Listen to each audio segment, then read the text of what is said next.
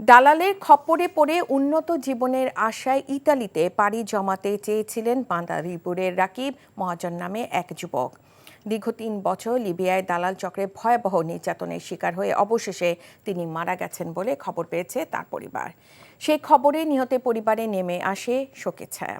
ইউরোপে অভিবাসন প্রত্যাশায় যাওয়া রাকিবের মতো আরও শতাধিক মানুষ প্রাণ হারিয়েছেন বলে স্থানীয়রা দাবি করেন।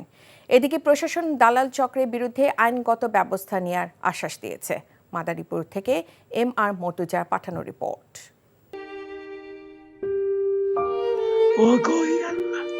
আল্লাহ গো, তুমি মরে মাফ কইরা দিও আল্লাহ।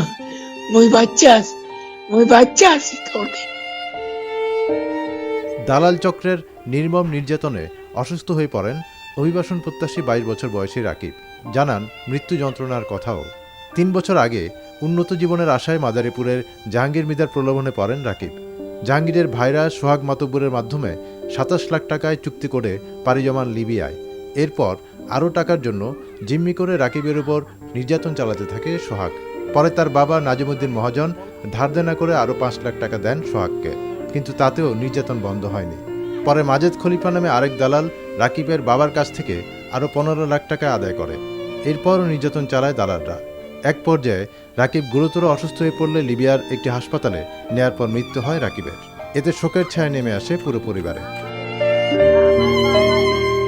খালি আমার বাঁচাও, আমি আমার বাঁচাও। এভাবে দালাল চক্রের কারণে যুবক রাকিবের মৃত্যুকে কোনোভাবেই মেনে নিতে পারছে না পরিবার ও এলাকাবাসী। তারা দোষীদের বিচার দাবি করেন, সেই সাথে রাকিবের মরদেহ দেশে আনারও দাবি করেন। আবার অন্য দালাল ওইভাবে টাকা নিয়ে ওরে আটকায় রাখছে, না খায় রাখে, ওর খাদ্য নালি শুকাই হেলাইছে, ওরে একবারে তিলে তিলে শেষ করে দিছে।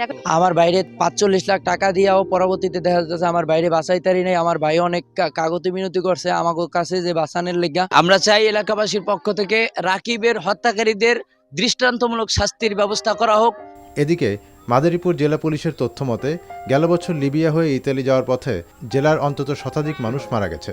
এরই মধ্যে প্রায় 200 মামলা দায়ের হয়েছে 5 শতাধিক দালালের বিরুদ্ধে, কিন্তু মামলায় জামিন পেয়ে একই কাজ চালাতে থাকেন তারা। ইতিমধ্যে মামলা নিয়েছি এবং কিছু আসামি গ্রেপ্তার করে তাদেরকে বিজ্ঞ আদালতে প্রেরণ করেছি।